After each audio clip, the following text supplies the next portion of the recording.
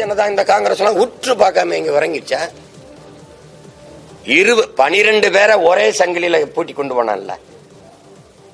ஒரு தேசியனத்தின் மகனா இது என் இனத்துக்கு அவமானமா நினைக்கல. என் மீனவனை பிடிச்சி மொட்டை அடிச்சான்ல, எனக்கு என்னடா அவமானம்? என்னுடைய வாக்கை வாங்கி அதிகாரத்தில் உட்கார்ந்து இருக்க இந்த நாட்டின் தலைவர் உங்களுக்கு தான்டா அவமானம். ஒரு நாட்டின் குடிமகனை மொட்டை எடுக்கும் போது அந்த என்னை அசிங்கப்படுத்தணும்னு செய்த செயல் உனக்கு தான் அவமானம், எனக்கு ஒண்ணும் இல்ல. அது அவமானமா ஏங்கிறதுல என் மயிர் போனாலும் உயிர் போனாலும் உனக்கு ஒண்ணுதான். அதனால நீ அதை பத்தி கவலைப்படல. அப்புறம் இது எப்படிப்பட்ட ஆட்கள்?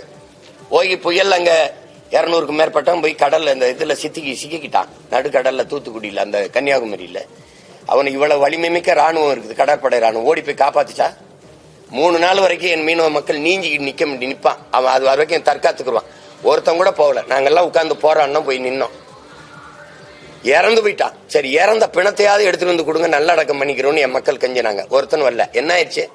அவ்வளவும் கிறிஸ்தவ மீனவன் எல்லாம் காங்கிரஸ் ஓட்டர்னு 40,000 ஓட்டை தூக்கி விட்டுருச்சு இந்த கட்சி. ஆமாவா இல்லையா சொல்லுங்க? நானா இந்த கதை சொல்றது மாதிரி நினைச்சிருக்கீங்க. 40,000 பேர் வாக்க தூக்குச்சு. அன்னைக்கு நான் தான் கத்துனேன், இதுதான் ஜனநாயகமாடான்னு. போராடிக்கிட்டு அழுதுகிட்டு இருக்கும்போது வந்து பார்க்காதவங்க செத்த பணத்தை எல்லாம் ஒரு அரங்கத்துல வச்சு, அந்த அரங்கத்துல படத்தை வச்சு வந்து பார்த்துட்டு போனாங்க. அப்பெல்லாம் உற்று பார்க்க என்ன பார்வை மங்கி இருந்துச்சா இல்ல படு தூங்கிட்டீல? கேவலம் இதை போய் பேசிட்டு இருக்கிறீங்க.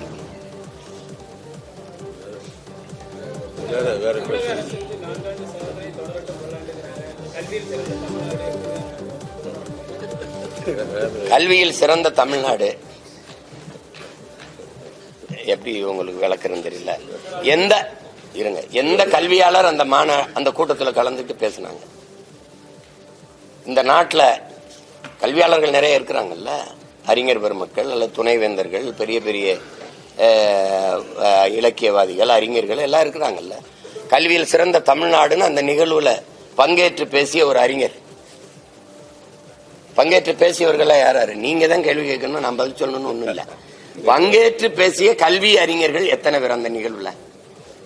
முதல்வர், துணை முதல்வர், இவங்க 2 பேரும் எவ்வளவு பெரிய கல்வியாளர்கள்.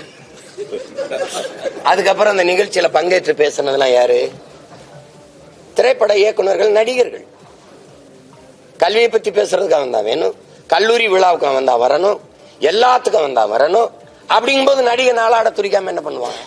கல்வி மாநாட்டிலேயே நீ இயக்குனர் கூப்பிட்டு முதல்வரும் துணை முதல்வரும் பேச வச்சுக்கிட்டு இருந்தா, அப்ப நடிக்கிற திரையில வந்தவனே ஒப்பனை அழிச்சவன அரியணை. நடிக்கிற வரைக்கும் நோட்டை கொடுப்பான் வாழ்வதற்கு, நடிக்கிறத நிறுத்தினா நாட்டை கொடுப்பான் ஆள்வதற்கு. இந்த கோட்பாடு வருமா வராது? இந்த படிச்சவங்க, இந்த பரம்பரை, அறிவார்ந்த சமூகம் பரம்பரை, நாகரிகம், பண்பாடு எல்லாத்தையும் உலகத்துக்கு கற்றுக் கொடுத்த பெருமை பேச்சு, மூவேந்தரின் வாரிசுன்னு பேசிட்டு இப்படி ஒரு கூட்டம். சீனா சிரிக்குது, அமெரிக்கா சிரிக்குது, உலகம் காரி துப்புது இந்த சாவுல. அங்க நாங்க விடுதலைக்கு போராடி செத்தம்டா. அந்த மரணத்துல ஒரு வரலாறு இருக்குடா. செத்தம்னா வரலாறு இருக்கு. இது என்னது? இது என்னது? இந்த மாசா தூசாது என்ன மாசு? ஆத்துல அழகர் இறங்கினாலும் 10 லட்சம் பேர் கூடுறான். சரி, இது தெய்வ வழிபாடு. இது என்ன வழிபாடு?